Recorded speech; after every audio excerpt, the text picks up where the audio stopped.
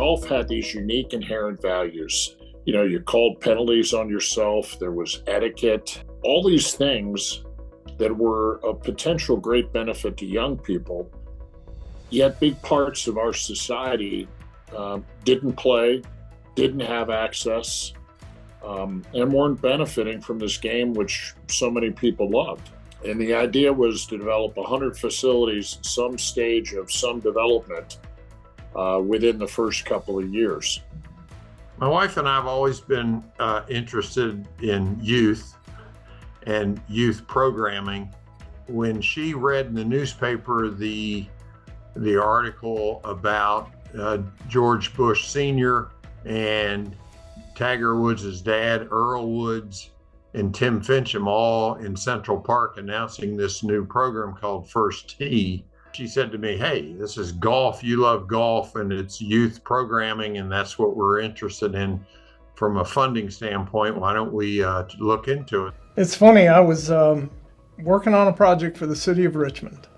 This was 1996, I believe. Might have been 95, late 95 or early 96. We were going to master plan a golf course for Bryant Park at the intersection of Interstate 95 and 64. And there was an article in the newspaper about the project. And I had mentioned in there that we were going to do a short course for children. I got a phone call from Fred Tattersall. And he said, "Well, I was interested in your comments about what you were doing at Bryant Park. Do you think that could be a First Tee facility?"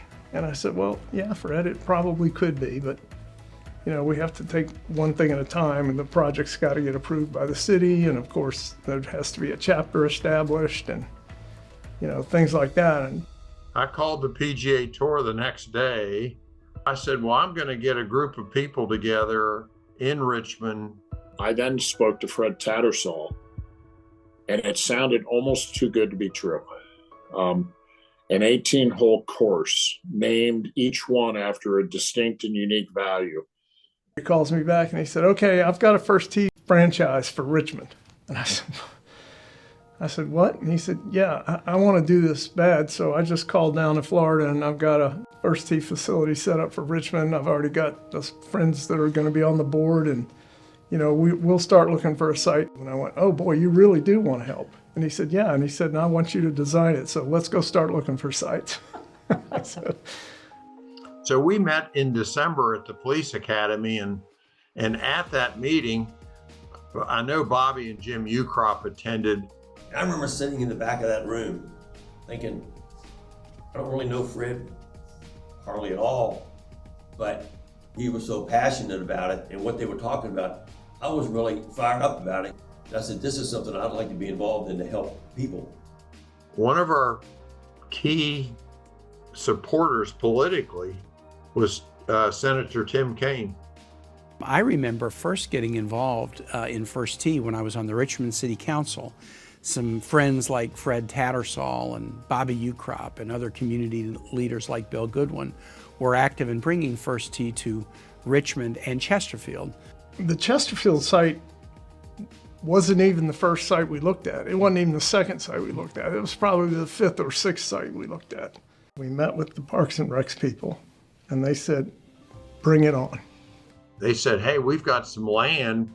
You can use our land. You know, we own the land, but we'll lease it to you." And so that's how we ended up at, I guess, what's now called the Tattersall Center. We kind of shifted our focus to Chesterfield County. So what happens is when you're trying to get something done, in order to, I guess, to have long-term success, it is important that you people want to learn on their own. Some people are early adopters, and some people take a long time to decide. The World Golf Foundation, they were all going to be at Augusta National and had a meeting set up. And we were invited into that meeting to give an hour presentation on what we were doing, how we were doing it. And Bill Goodwin had actually donated to the National First Tee. Bill Goodwin's an amazing guy, but he was tough. And that day, when he heard that the National wasn't going to put money into the chapter, he was not happy. Bill Goodwin, in that meeting I was talking about, said, "You have to do something. I don't care if it's $10, you've got to give some money because these people are serious, they're trying to make a difference. Bill put their feet to the fire. You're not prepared to do this if you're not prepared to put up the money. And that moment was, I think, a seminal moment in the whole development of the whole organization, because he let them know, you guys, you got to put up. I understand that this was built with private funds. I salute all who contributed to this worthwhile cause.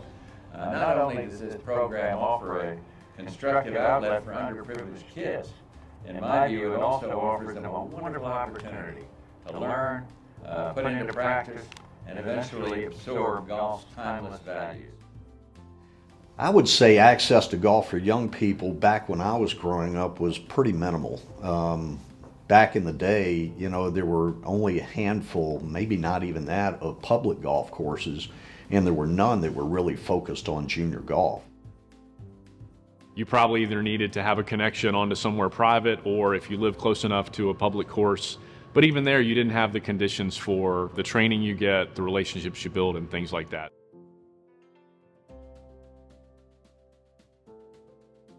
In 1991, we started the Sports Backers, was to build a better community through sports.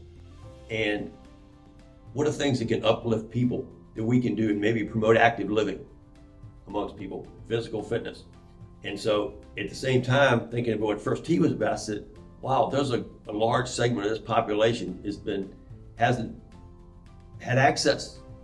And what a great way to help with youth development. It's a great entry point for kids to come to our program. We have incredible instructors down there, PGA pros, people that care about kids, and it's just a great place. Whether they turned out to be golfers or not, but they would have turned out to be better people.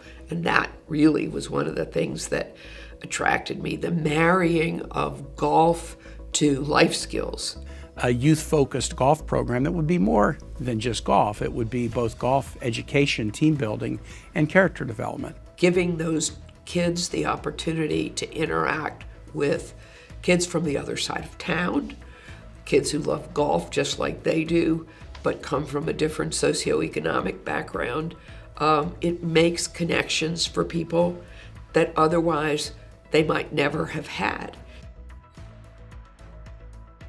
Why does First Tee still matter to you after 25 years? Kids. Seeing the kids that stick with the program and kind of the opportunities that affords and the great people they are in alignment with our core values, I can't think of a better cause to put my efforts behind. A lot of people have been left out of things over the years, and when there's a chance to change that, that's powerful. Your organization has helped make golf more accessible and help young people from all backgrounds develop the skills, confidence, and resilience to succeed. I'm proud of the fact that we've made a difference, and not just in Richmond, obviously, but across the United States.